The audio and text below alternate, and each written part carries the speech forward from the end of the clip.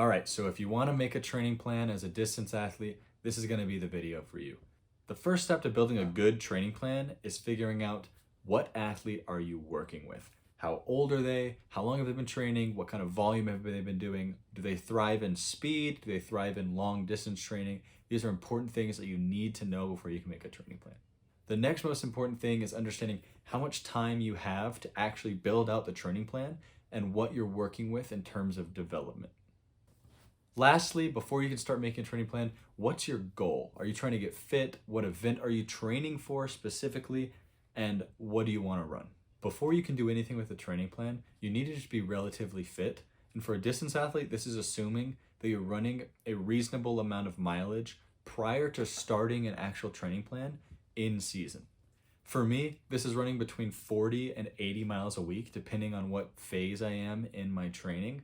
But this can be as little as 20 miles a week for a newer athlete, or 40 miles a week. And even for some elite athletes, they'll stay in that lower range. Or some more experienced athletes that thrive off of distance training could get all the way into the 90, 100, 110, or even more miles per week. Once you're in relatively good shape and you've been doing a good amount of mileage relative to what you've done in the past, you can actually start building out a training plan. So the first step is actually going to be plotting your race on a calendar. So for me, this is going to be on June 6th. I'm racing the Utah Valley Half Marathon, but this can be any race at any time of year. You'll start there. The next step is going to be plotting the last hard session you're going to do. This is typically 10 to 14 days out from your peak race. This session is going to be a very specific session to what you're doing for the race and a hard session, typically with a reasonable amount of volume and a high intensity. For example, for me, racing a half marathon, this is going to be a good amount of volume, roughly 4 to 6 miles of threshold work, with also some higher end speed like mile and 3K race pace. That's going to develop my running economy a little bit better. And I'll do this exactly 10 days out, or the Tuesday prior to my race on the next Saturday. The next step is going to be splitting the amount of time you have between now and the race into 3 relatively equal thirds for your training plan. The first third is going to be your base training, where you develop your aerobic fitness and your speed simultaneously. This is going to be your tempo runs, your long runs for the aerobic side, and your top end sprint speed on the speed side, which is going to be like 7 to 15 second hill sprints, typically starting on the faster end and working to longer reps. You're going to continue building out that fitness throughout the entirety of that first third, and then transitioning into the second third. This is going to be your pre-competition phase. The pre-competition phase is where you take the fitness that you built both on your endurance side and your speed side and transition it into a working fitness. What I mean by that is if you're running, say, a half marathon or a half mile, you're going to need to do work specifically at that intensity. And you can't train that the entire time. You need to start with building the basics, their top end speed and your aerobic fitness, and then transitioning that into something more specific, like your threshold work and your VO2 max type sessions, or more specifically, your running economy sessions. During the pre-competition phase, you're going to start doing more threshold intervals rather than longer threshold or long run sessions. These are going to be like 1Ks, 800, they're your lactate threshold. You're also going to transition on the speed side from top end sprint speed on, say, hills or maybe some track sprints that are 60 to 80 meters into speed endurance. Speed endurance is super important in the middle distance events, but it's also important to develop your speed as a distance runner to create a lower relative perceived exertion at the slower intensities that you're actually going to be racing at. Some sessions for speed endurance are going to be your 150s, maybe a positive ladder going from 100 to 150 to 200 to maybe even 300 meters per rep, and with near maximal recovery.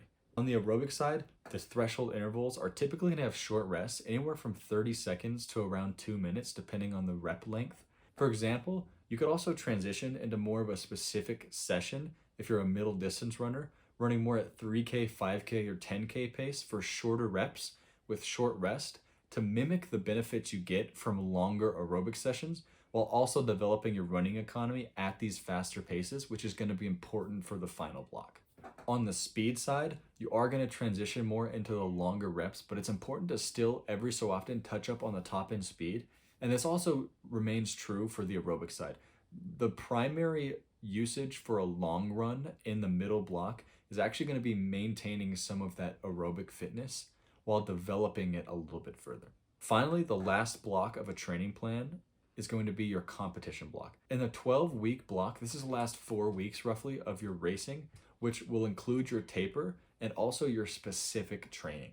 This is where you switch away from doing 2 separate training stimulus like your aerobic and your speed and blending them together. An example of what you could do here is a session that blends threshold and race specific pace. For example, if you're an 800-meter runner or a miler, you could do a little bit of threshold at the beginning of a session just to get some extra volume, and then transition into your actual race pace reps. These are going to be 300s, 400s, 200s, whatever you're doing at those specific race paces. And then you could also transition in a little bit more threshold at the end of the session just to top it off. During the competition phase of a block, it's less important to emphasize your aerobic fitness because you're actually starting to transition it into specific fitness for your race. But it's important to still maintain the aerobic fitness, and a lot of programs get this wrong. It's important to do threshold work simultaneously with your top end speed work, because when you train the anaerobic system or when you train the aerobic system, it actually partially takes away fitness from the opposing system. So the more you do top end speed work or speed endurance work, the worse you're going to be or less efficient at aerobic work, and vice versa. So it's important to do both of these at the same time, or blend sessions together, or maintain that stimulus in your training program during this phase of the block to make sure that you don't lose it. All right, so those are the 3 primary phases of a training plan. You have your base fitness and non-specific work. You have your transitional work in the middle where you actually build something that's workable. And you have your specific block where you develop the actual race pace and specific training. This can be paired with good strength training that follows a similar 3-block system that starts with a base block to develop the actual tendon and ligament strength. This is typically composed of non-specific exercises that use the muscle chain you use while running at a lower weight and higher rep. And then you can transition into the actual meat and bones of a strength training program where you do high weight, low rep exercises that prioritize neural and muscle recruitment training. This is going to be your 1 to 5 reps for 3 to 4 sets, maybe even 1 to 4 sets depending on your experience, at 80 to 100% of your 1 rep max. This should be super hard, and that's how it develops the neuromuscular connection and forces you to recruit more muscle fiber. Lastly, in a strength training program, you're going to transition the muscle recruitment phase with a high weight, low rep, and you're going to still continue to do it intermittently throughout a training plan, but you might sacrifice 1 of your 2 to 3 sessions a week for plyometric and sprint training that will actually utilize the training you've done in the gym in a specific running way so you can get use out of it on race day. So that's how you would roughly structure a training plan. I hope that's a little bit useful for some of you athletes out there that don't have a coach or that are looking to coach yourself.